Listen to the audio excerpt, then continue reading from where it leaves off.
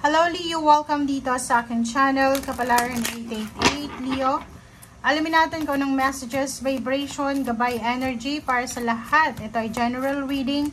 Pwede kang makaresonate, gamitin mo ang iyong intuition sa panunood Leo. Leo ay para to sa first 15 days ng 2024 of December. Tingnan natin Leo kung ano yung posibleng message or guidance na kailangan mo. The lucky number for you is number 26 and number 8. Ang posibleng blessing na matatanggap mo sa first 15 days is a blessing for the right word. So, kung minsan, di ba, mabilis kang magalit, mabilis kang mairita, minsan yung mga salitang binibitawan mo ay hindi masyadong maganda na nakakasakit ng ibang tao. Dito sa first 15 days na to, yung blessing na makukuha mo dito is puro lang nice words, good words yung posibleng lumabas sa bibig mo. And at the same time, yung maririnig mo puro lang papure. Recognition, papure, parang ganon, appreciation lang. Okay? Sobrang positive ng energy na to. Okay, Leo.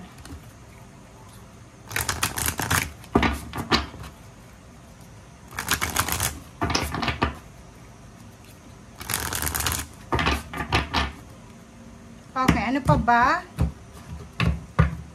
Okay, next card natin is Envy. Nako, Leo. Comment down below if you resonated kasi posibleng meron kang success, recognition, awards, rewards, success, prosperity, and abundance na pinagsaselebrate ngayon eh. So, may biyaya ka. Parang nag-shower ng abundance ang universe, ang Panginoon, and then nasalo mo yun lahat. Which is, merong isang tao dito na hindi siya masaya. Sobrang inggit na inggit siya. Nakakaloka. Okay, so nakikita ko siya dito, may isang tao na hindi siya masaya. Mararamdaman mo naman to eh. Kasi ang taong ito ay parang facial expression, hindi masaya. Yung sinasabi niya hindi din masaya. Siguro yung success na i-encounter mo ngayon, nakukuha mo ngayon, parang yung ano niya dito, ang dating sa kanya is negative. So, hayaan mo lang siya kasi hindi naman siya importante sa buhay mo. And yung parang emotion niya is hindi naman kumbaga makakaapekto sa success na pinagdadaanan mo. Okay? And natural yun, Leo, na every time na may nakukuha tayong tagumpay, nagiging matagumpay tayo, meron talagang naiinggit dyan. Okay? And hindi mapiplease ang lahat ng tao. Oh, diba? Number 15, number 12, 3, 6. Kitang-kita dito na merong tao sa paligid mo na ang taas ng ego niya. It's either Cancer, it's either Earth signs. Kasi nakikita ko sir dito na medyo materialistic ang taong to. Okay? Masyadong materialistic, mukhang pera. Siguro ang taong ito ay mataas din yung ego niya. Mataas yung pride niya eh. Hindi siya makikipagbate or hindi siya yung unang mag-i-initiate ng healing or ng pakikipagbati. Which is, ang taas ang tingin niya sa sarili niya. Okay?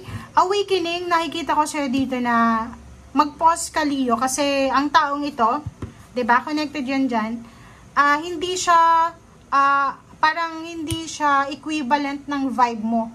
Siguro yung vibe mo, yung energy mo is happy, go lucky, chill.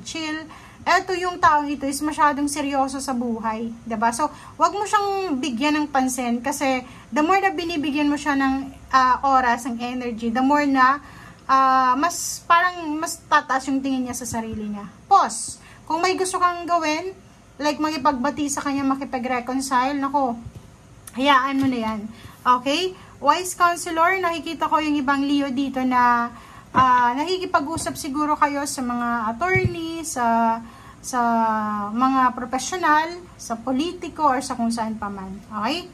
For the birth, Leo, nakikita ko siya dito na for the first 15 days of the month, sobrang tipid na tipid ka. Okay? Kailangan mong kontrolin yung financial mo. Kailangan mong gawing stable yung pagpasok ng pera sa buhay mo. So, tipid na tipid ka kasi meron kang pinag-iipunan. Okay? Strength card. Nakikita ko sir dito na sobra kang workaholic. Workaholic, sobrang ano ka eh, 'di ba? Nagmo-multitask din. Sobrang sipag mo. In short, napakasipag mo.